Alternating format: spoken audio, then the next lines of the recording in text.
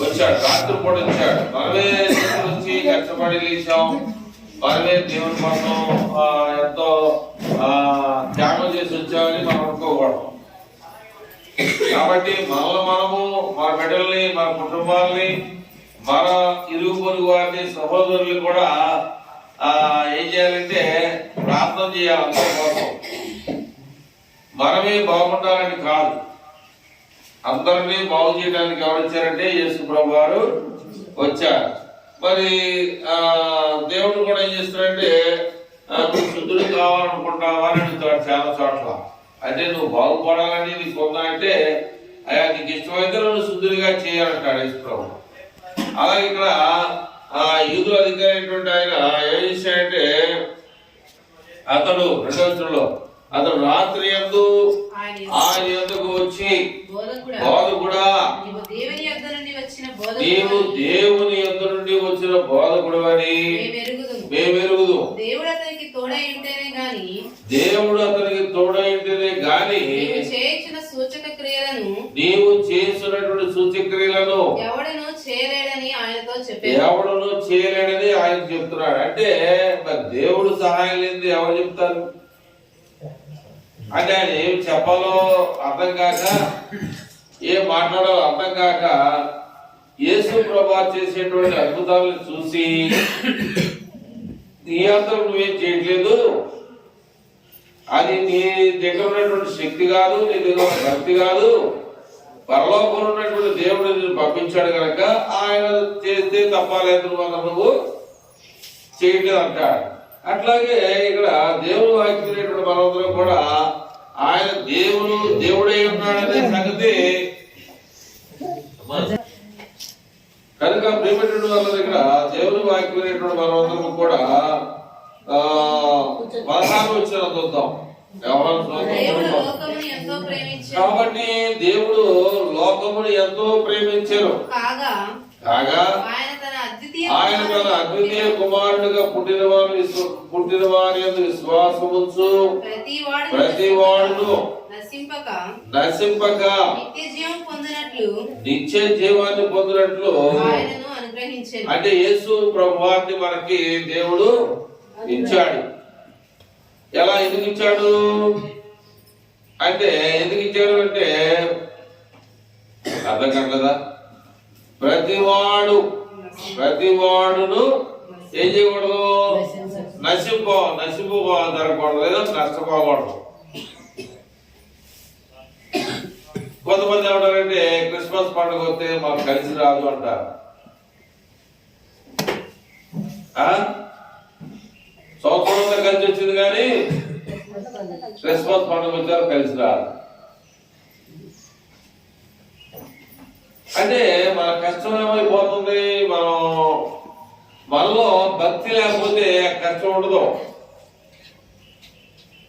మనలో ఏం లేకపోతే భక్తి లేకపోతే కష్టం ఉండదు. జల్లిడి ఉండదు కదా, జల్లింట్లో పోసినట్టు అయిపోతాం అన్నమాట. నీళ్లు నిలబెట్టాలి, జల్లింట్లో పోసినట్టుకో అది బొక్క జల్లిడి కాబట్టి కిందకి వెళ్ళిపోతామండి. అలాగే ఇక్కడ దేవుని యొక్క వాక్యాన్ని బట్టి మనం ఆలోచన చేస్తా ఉంటే దేవుడేమో లోకాన్ని ఎంతో ప్రేమించాడు, దేవుడేమో మనిషిని నశింపజేయకుండా ఉండాలని ఆయన వచ్చాడు. దేవుడేమో నాకు సహాయం చేయలేదు వారు మానవులుగా మాట్లాడతాం. అంటే మానవుల యొక్క ఉద్దేశం ఏంటంటే ఎక్కువగా దేవుడు సహాయం చేస్తేనే తప్ప, లేకపోతే దేవుడు నాకు అవసరం లేదన్న. రాత్రి మనం నేర్చుకున్నాం, ఏమి నేర్చుకున్నాం? పౌలు అంటాడు నాకు ఏవేవి లాభకరమై ఉన్నవో, నాకు ఏ విషయాల్లో ఏ వస్తువులు కానీ ఏ డబ్బు కానీ ఏ విషయంలో ఏది లాభంగా ఉందో వాటిని ఏం చేసుకున్నాడు. రాత్రి మాట్లాడింది నష్టం అవసరం లేదు. ఇది నువ్వు చేసేసావు నష్టం వచ్చింది, వ్యాపారం చేసావు నష్టం వచ్చింది, లేదా ఏదో ఒక పని తలబెట్టావు నష్టం వచ్చింది. ఆయన ఏమన్నాయంటే నాకు ఏమైతే లాభంగా ఉన్నాయో అవన్నీ కూడా నేను నష్టంగా ఎంచుకున్నాను అంటాడు. అంటే ఎందుకన్నానంటే దేవుని యొక్క నియమం ఆయనలో ఉంది, దేవుని యొక్క భక్తి భయం అనేది ఆయనలో ఉంది. అంటే అర్థం ఏంటి? ఎందుకన్నాడు? ఏవి లాభకరంగా ఉన్నాయి వాటన్నిటి వదిలిపెట్టేస్తున్నాడు. ఎందుకన్నాడు? ఎందుకంటే ఆన్సర్ ఎక్కడ ఉందంటే ఒక పేద విధవరాల దగ్గర ఉంది ఆన్సర్. ఒక పేద విధవరాల దగ్గర ఉంది ఆన్సర్. ఏముంది? అది 2 కాసులు ఉండే, ఒకటి ఉంచుకోవాలి, దేవుడికి ఇవ్వాలి. కానీ ఏం చేసింది? ఉన్న 2 ఇచ్చేసింది. మరి ఎక్కడ బతుకుతుంది? అది కావాలి, ఎదురు చూడాలి. దేవుని కొరకు మనం ఏం చేయాలంటే ఎదురు చూడాలి. ఆయన ఇస్తాడు. ఎవడంటే కుదరలో ఇస్తాడు. సార్ నిలబడదామా? పౌలు ఏం చేశాడంటే వాటన్నిటిని కూడా నష్టపరుచుకున్నాడు విషయాన్ని మనం జ్ఞాపకం చేసుకోవాలి. సరే, ఇక్కడ ఏమన్నాయంటే 16 వచ్చిన చదివాం కదా, చదువు 17 వచ్చిన 17 వచ్చిన చదువు. ఓకేనా? చూడండి, ఇక్కడ ఏమన్నాయంటే వాక్యం కొద్దిసేపు వెళ్ళిపోదాం.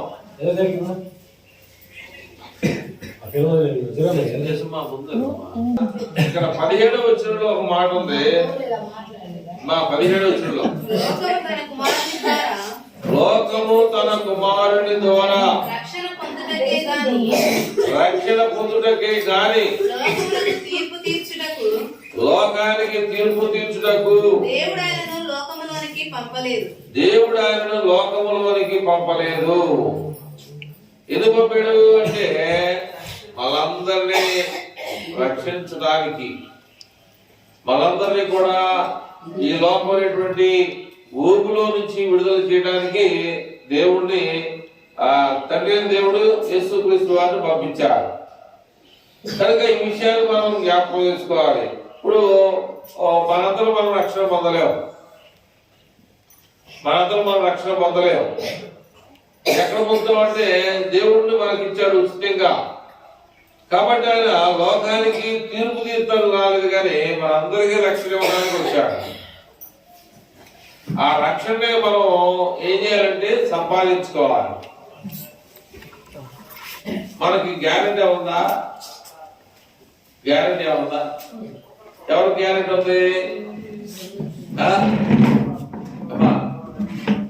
ఎవరికి గ్యారెంటీ ఉంది? చెప్పట్లా. గ్యారెంటీ ఎవరికి ఉంది?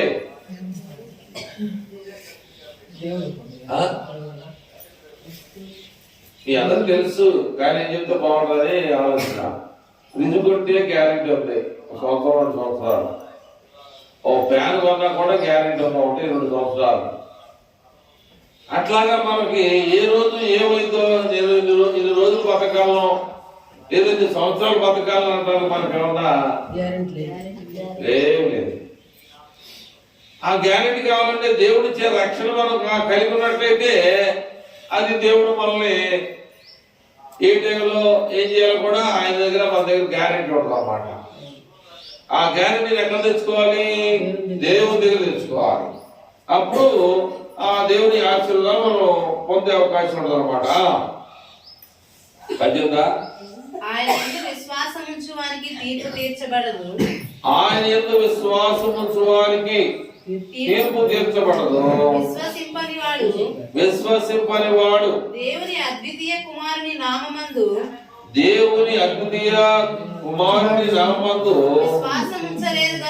విశ్వాసం ఉంచలేదు గనక వానికి ఇంతకు ముందే తీర్పు తీర్చబడెను. ఆ తీర్పు ఇదే. వెలుగు లోకములోనికి వచ్చెను గాని తమ క్రియలు చెడ్డవైనందున మనుషులు వెలుగును ప్రేమింపక చీకటినే ప్రేమించిరి. దుష్కార్యము చేయు ప్రతివాడు వెలుగును ద్వేషించును. తన క్రియలు దుష్క్రియలుగా కనపడకుండునట్లు తన క్రియలు దుష్క్రియలుగా కనపడకుండాట్లు వెలుగునొద్దకు రాడు. వెలుగు దగ్గరికి రాడు.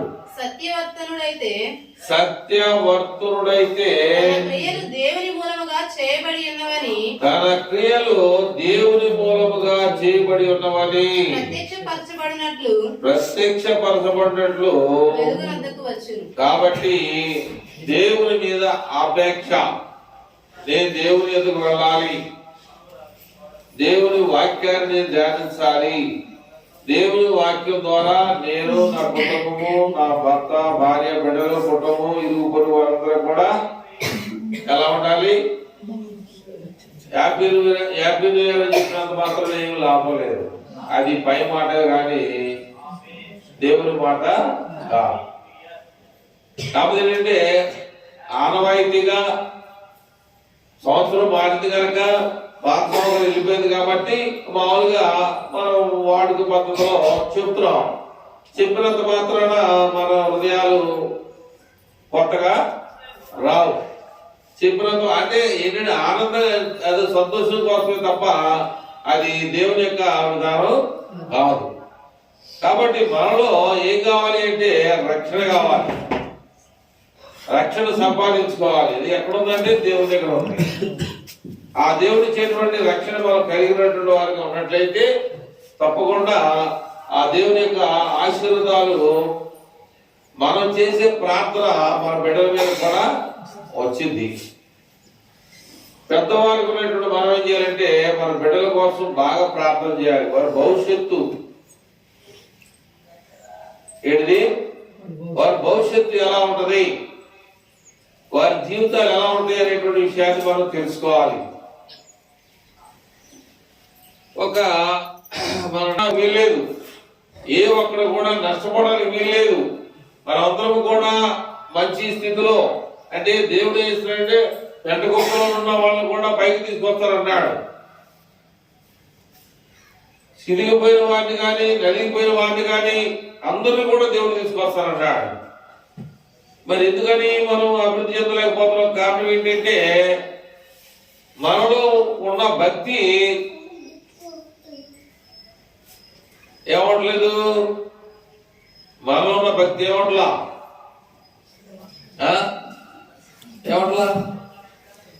దేవుని దగ్గరికి సరిపోట్లా. ఈ కరెంట్ కదా, కరెంట్ ఉందా? కరెంట్లో 2 రకాలు ఉన్నాయా? మీకు ఎవరైనా తెలుసా? కరెంట్లో 2 రకాలు ఉంటాయా? మీకు ఏమన్నా తెలుసా? కరెంట్లో 2 రకాలు ఉంటాయి. ఒకసారి ఎక్కువ వస్తుంది, ఒకసారి లో వోల్టేజీ. అంటే లో అంటే తక్కువ వచ్చినప్పుడు ఏంటంటే మోటార్ తిరగదు, తక్కువ వచ్చినప్పుడు ఫ్యాన్ తిరగదు, లైట్లు వెళ్ళవచ్చు. ఎందుకంటే కెపాసిటీ ఉంటుంది అన్నమాట దానికి. మోటార్ కెపాసిటీ ఎక్కువ కనుక అది తిరగదు. ఫ్యాను ఆ కుండని మొత్తం తిప్పాలి కనుక దానికి కరెంట్ ఎక్కువ కావాలి. అందుకని ఆ లైట్లు మాత్రమే అవ్వచ్చు. ఇది కూడా మాట్లాడుద్ది. ఇది పెద్ద కరెంట్ కూడా అవసరం లేదు. మైక్ కూడా పెద్ద కరెంటు, లైట్లు ఎలాగో ఇది కూడా ఆ సంబంధం సరిపోతుంది అనమాట. అట్లాగే మనలో ఉన్నటువంటి భక్తి దేవుని దగ్గరికి వెళ్తా సగం దూరంలోనే ఉండిపోయి ఎలా ఉండిపోతుంది అనమాట. ఏదో ఉడతా భక్తి అంటే జరిగి జరగనట్టు, వెళ్ళినట్టు. ఎలా బడికి వెళ్ళామంటే వెళ్ళానంటాడు, వెళ్ళాడో వెళ్ళదో మనం ఇప్పుడున్నటువంటి పరిస్థితి కాదు. మనకన్నా చాలా పెద్దోళ్ళు పడతారని చెప్పేసి చదువుకున్న వాళ్ళు చాలా మంది.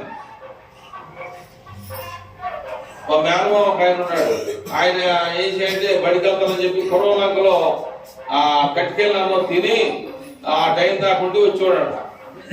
కానీ 5వ తరగతి చదివాడుగా నాకు చదువు అప్పుడు 5 అయితే చాలు గొప్ప. అప్పుడు దినాల్లో 5వ తరగతి చదివితే చాలా గొప్ప. అట్లాగా ఇప్పుడైతే అంత సెక్యూరిటీ ఉందన్నమాట. పిల్లల్ని బస్సులో ఎక్కియడం కానీ లేదా మనమే తీసుకెళ్లి ఆ స్కూల్ దగ్గర అప్పు చెప్పడం కానీ జరుగుతుంది కనుక చిన్న పిల్లలకు ఉన్నటువంటి తెలివితేటలు మనకు లేవు. ఉన్నాయా? లేవు. ఎందుకంటే ఇప్పటికీ నేను ఈ ఫోను వాడటం చాలా కష్టంగా ఉండదు అనమాట. ఆ చిన్నపిల్లలు ఉన్నారంటే బొమ్మలు తీయాలంటే ఎన్నొక్కేస్తాడు, ఎట్టొక్కేస్తాడు, అట్టొక్కేస్తాడు, అటు బొమ్మలు చూసుకుంటా ఉంటాడు అనమాట.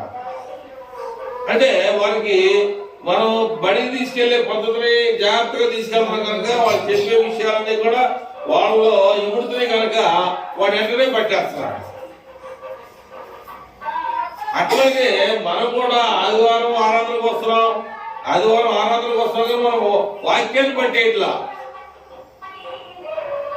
వాక్యాన్ని మనం చేత పట్టుకోవాలి. ఇదే వెళ్ళిపోవడం కాదు, దాన్ని చేత పట్టుకొని అందుకనే యెషయా ప్రవక్త అంటాడు. యెషయా ప్రవక్త ఏమంటాడు? ఎద్దు తన కామందును ఎరుగును అన్నాడు. చూపిట్లో బైబిల్లో లో ఎద్దు తన కామందును ఎరుగును. కామందు అంటే ఎవరు? యజమాని.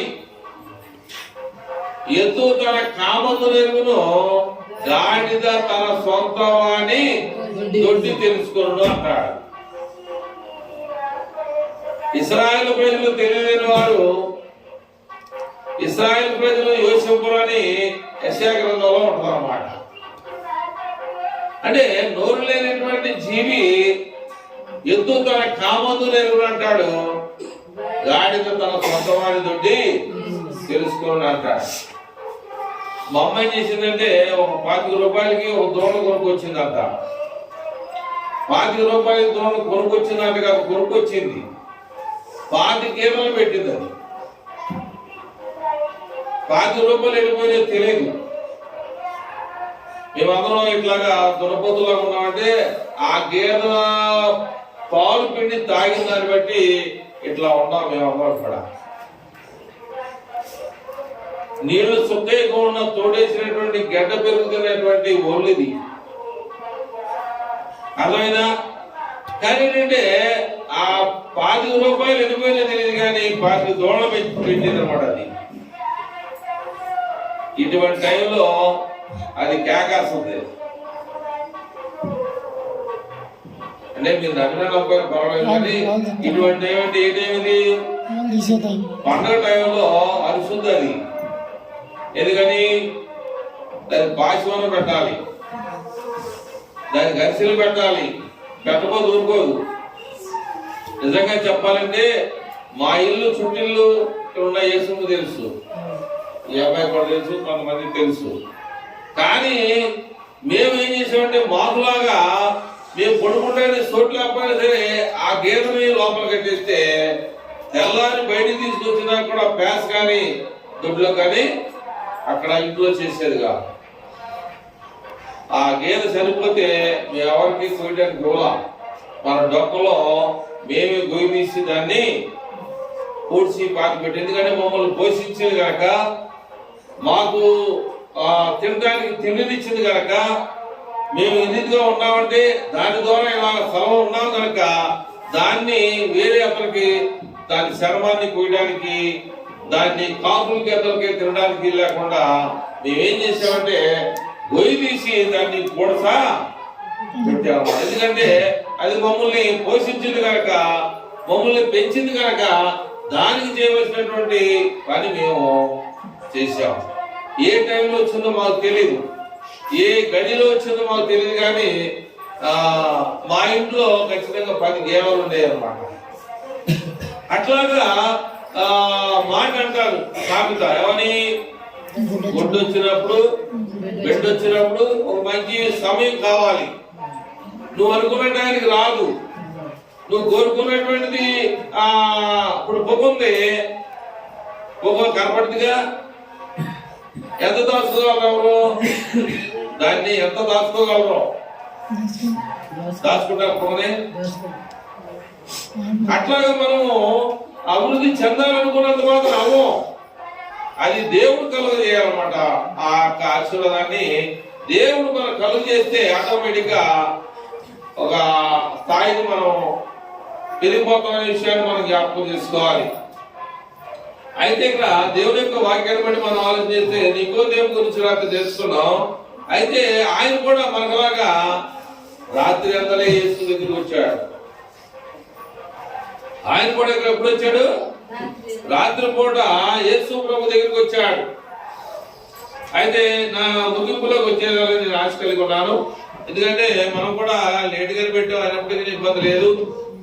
వచ్చారు మీద ఇంకా కొంతమంది బిడ్డలు రావాల్సిన వారు ఉన్నారు. మనం చేయగలిగేది ఏం లేదు. మరి చివరిగా ఒక వాక్యాన్ని మనం ఎప్పుడు నేర్చుకున్నటువంటి వాక్యమే. దాన్ని మనం ఒకసారి గుర్తు చేసుకుందామని మీకు తెలియజేస్తున్నాను. కొరింథీయులకు రాసినటువంటి పత్రిక 2వ కొరింథీయులకు రాసిన పత్రిక 5వ అధ్యాయం 17వ వచనం మనకి బాగా తెలిసినటువంటి వాక్యమే. ఒకసారి ధ్యానం చేసుకుందాం. కాగా ఎవడైనను క్రీస్తునందున్న ఎడల వాడు నూతన సృష్టి, పాతవి గతించెను, ఇదిగో క్రొత్తవాయెను. చదువు మళ్ళీ కూడా అదే వచ్చిన 18. సమస్తమును దేవుని వలన అయినవి, సమస్తమును దేవుని వలన అయినవి. ఆయన మనల్ని క్రీస్తు ద్వారా, ఆయన తండ్రి దేవుడు మనల్ని క్రీస్తు ద్వారా తనతో సమాధానపరుచుకొని ఆ సమాధానపరచు పరిచర్యను మాకు అనుగ్రహించెను. ఆ సమాధానపరచు పరిచర్యను మాకు అనుగ్రహించాను. కాబట్టి ఇక్కడ ప్రేమటువంటి వల్ల ఎవడైనా సరే అంటాడు, ఎవడైనాను క్రీస్తునందున్న ఎడల వాడు నూతన సృష్టి, పాతవి గతించెను, ఇదిగో క్రొత్తవాయెను. ఎంత చిన్న ఎంత డబ్బున్నప్పుడు ఇది కూడా చనిపోయేటప్పుడు దేవుని గుర్తు చేసుకోవాల్సిందే. అప్పుడు దాకా ఎందుకు ఇవ్వాలి టైం? ముందుగానే ఆయన మనం ధ్యానం చేసుకోవాలి. అప్పుడు మన స్థితిని దేవుడు చూస్తాడు. మన రాత్రి చెప్పాము, మన భవిష్యత్తు ఎక్కడుంది? మన స్థితి భవిష్యత్తు ఎక్కడుంది? రాత్రిగా మన పరలోకంలో ఉన్నామన్నమాట. మన భవిష్యత్తు ఎక్కడుందంటే పరలోకం ఉందనేటువంటి విషయాన్ని మనందరం కూడా గుర్తుపెట్టుకోవాలని ప్రభు పేరిట మీకు ఈ విషయాలు తెలియజేస్తూ, రాత్రి కూడా చక్కగా వచ్చారు.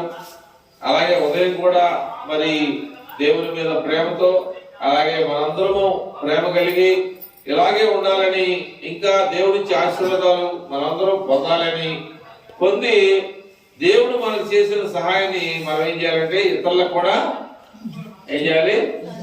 పంచాలి. చెప్పడం కాదు, పంచాలి. మనకు దేవుడు చేసిన సహాయాన్ని ఇతరులకు కూడా పెట్టాలి. అలాగా అప్పుడు మనం ఏమన్నాడు దేవుడు అన్నమాట, ఎవడైనా నా పేరుట మీ దగ్గరికి వచ్చినట్లయితే గిన్నెడు సన్నీళ్ళు ఇస్తే దాని యొక్క వెల నేను నీకు ఇస్తానన్నాడు. ఒక గిన్నెడు సన్నీళ్ళు కానీ మీరు ఇవ్వగలిగినట్లయితే నా పేరు మీద వచ్చి ఒక గిన్నెడు సన్నీళ్ళు మీరు ఇవ్వగలిగినట్లయితే తిరిగి మళ్ళా దాని యొక్క ఫలాన్ని నేను మీకు ఇస్తానన్నాడు. అలాగే దేవుడు సంవత్సరం అంతా కూడా కాపాడేటువంటి దేవునికి మరి క్రిస్మస్ పండుగ రోజున పలహారాలు తెచ్చారు, టిఫిన్లు తెచ్చారు, అలాగే కానుకలు ఇచ్చారు. ఇవమ్మ మేము పండగకి సంతా ఇచ్చి మరి పలహారం కోసం అని ఇచ్చే విషయంలో దేవుడు సంవత్సరం అంతా మమ్మల్ని కాపాడిన తర్వాత ఆ పలహారాలే కానీ ఆ యొక్క కేకులే కానీ అవన్నీ కూడా ఎవరికి? మనకే. అవన్నీ కూడా మనకే. కాబట్టి భూమి మీద ఉన్నటువంటి చెట్లే కానీ, చేమలే కానీ, లేదా జంతువులే కానీ ఇవన్నీ కూడా ఎవరికి? మనకే. అట్లాగే మనము ఒక రొట్టిస్తే దేవుడు ఇంకో రొట్టిస్తాడు నీకు. అట్లాగే మరి 25వ తారీఖున మరి బాగానే దేవుడు జరిపించాడు. అలాగే నూతన సంవత్సరంలో కూడా మరి అంతగానే మరి బాగా జరిపిస్తూ వస్తున్నాడు దేవుడు. మరి బిడ్డలు తెచ్చిన పలహారాలు ఉన్నాయి, అది కేకులు ఉన్నాయి, ఇంకా మరి కాయలు ఉన్నాయి, తినడానికి టిఫిన్ కూడా ఉంది. ఇవన్నీ కూడా మనము ప్రార్థన చేసుకుంటాం.